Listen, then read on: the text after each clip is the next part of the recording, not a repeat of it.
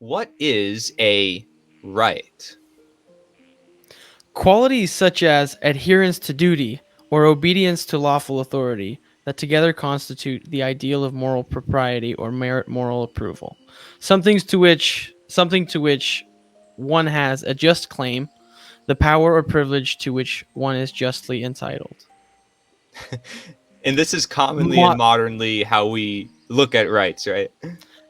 these days, if you ask someone a right, they're gonna say it's a you have the lawful authority to behave a certain way. You know, it's it's gonna be an adherence to duty is what that was a modern a definition from Merriam-Webster. So that is what most people, if they are asked what a right is, that's a roundabout definition of what they're going to give you. Right, and it even says obedience to lawful authority that together constitute the ideal of moral propriety. So, ideal, whose ideal? Because obviously it's the authority's ideal, and approval, meaning you need to get the approval of that authority to have a right to commit an action, right? Yeah. To do what you want to do. And it says something to which you have a just claim. Well, what's Hmm. just? By what? By what standard does something become just? It says the power or privilege to which one is justly entitled. So it's not just about what is right. It's not talking about what is right. It's talking about what permission you have, what Hmm. you're entitled, your claim, your privilege, your approval, the obedience. These words, if you just look at them right away, it's like, wait, when we talk about in the Declaration of Independence, this thing called natural rights, or that people are born with rights, or that people are equal and free by God, by nature, is that the same thing as lawful authority, being obedient, having adherence to a duty by this authority? Is that the same thing as a privilege? Mm. So a privilege maybe is not necessarily a real right. Could we define what a real right is, Aaron?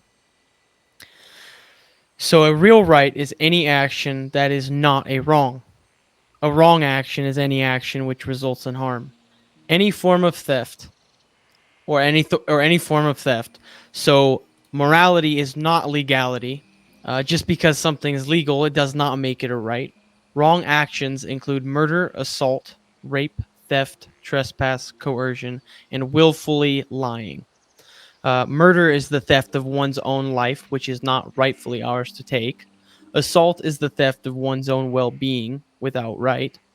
Rape is the theft of one's own free will sexual association. And theft is the stealing of one's own property. Trespass is the theft of the security of one's own living domain. Coercion is the theft of one's own free will choice via violence or duress. And willfully lying is the theft of necessary information which negatively impacts one's own ability to engage in their own informed decision making. To do right and not to do wrong, to act in harmony with natural law, is to not steal. Some form of property is always being stolen when a wrong action is committed. No victim, no crime. Your rights being a form of property belong to you as a birthright. Slaves do not know or act on behalf of their rights. Mm. And it says also, all rights are property rights, from which we're reading right now. This part of the series we're going into, where before in this part of the series, in case anybody hasn't watched, we talked about what is your property, what is not your property, what is the act of slavery, what is ownership. So now, if you have that underlying understanding of what those things are, it will make it much easier to understand what a right is, right? So it's depend and I say right when I'm talking to you, but we're meaning to put right in two senses, right? To say it's not just what's moral, but also what's correct. Because is it correct for me to claim ownership over you if only you control you? Right? So therefore the rights stem from the nature of who we are as human beings, our capacity to understand right and wrong. It's in our nature, our rational, our reason part of the human character. So, Aaron, do you mind if I share a bit more information about this from a book that I like to share with people? No, that sounds great. Yeah, so I'm going to read from Right is Might. And you, of course, read from Slavery Gone for Good, the book that I wrote. But Right is Might is another book that some people might be unaware of, but it goes deep into what rights are, because obviously it's right in the title. I says there are other characteristic objections, and there is an answer to each. Quote, what is right is what is generally sanctioned. If approval is the criterion, moral values could be fixed by flexible whims. Quote, what is right is determined by custom. If we are to judge right by what people do, there would be no point in seeking improvement. Quote, right depends on your viewpoint and interests. Well, if that were true, the end justifies the means. Quote, what is right in this place will be wrong in another. Then do it here, but not there. Quote, what is right today will be wrong tomorrow. Then do it today only. Quote, what is right for one person will be wrong for another. Let him do it for whom it is right, but not for others. Such are the comments that have greeted the simple formula. Always think, say, and do what is right. Refuse to think, say, or do what is wrong. People who make those comments are living in clouds of delusion. Right is clear and distinct. It is a positive quality. There is no such thing as an indefinite dividing line. There are only people who do not perceive the truth, and that is why humanity does not have a Garden of Eden today. That's just one part of this book, obviously a very small part. And then I have another part of this book that says, by discreet questioning, I have learned that many adults do not seriously acknowledge a conscience, because a conscience is something that we also may say is the exercise of rights, right? We might say it's the, if we break it down, consciere, it's to know together, to understand what is right and wrong for ourselves, and to then choose right action over wrong action, to say, hey, I'm not going to participate in a wrong. I'm not going to violate somebody's rights. I'm going to purposefully create a right action. I'm going to exercise my rights. So it says they call it a superstition inherited from forebears, but conscience is there and it works. If you doubt it, just suppose no member of the human race had a conscience. What would life on this planet be like? Conscience has been likened to an imaginary inner compass by which a person finds the direction he should travel, much as a pilot might steer his ship. However, that likeness does not really describe the conscience. The person who follows his conscience knows, not believes, but knows that it is an instrument of infinite precision. In the opinion of its critics, apparently their primary objection is that it is not scientific. Quote, the conscience cannot be relied on, said a scientist. Quote, because its promptings are subjective, said a scientist. Then he excused himself, remarking that he was hungry, and he hurried out to lunch. I wonder how he knew. So that's just another part of the book, and it just gives some really core insight into the underlying parts of what operates with our right, what operates with natural law, which is a concept that we're introducing here. If you're unaware of, it's ultimately what your natural morality, your empathy, your conscience operates through, right? Your reason. It's what operates through. There's another book called The Four Noble Truths, and this one has a section called Morality and Compassion. So it says that is why we have to say that is why we have to have laws such as, quote, I will refrain from intentionally killing, because our instinctual nature is to kill. If it is in the way, kill it. You can see this in the animal kingdom. We are quite predatory creatures ourselves. We think we are civilized, but we have a really bloody history, literally.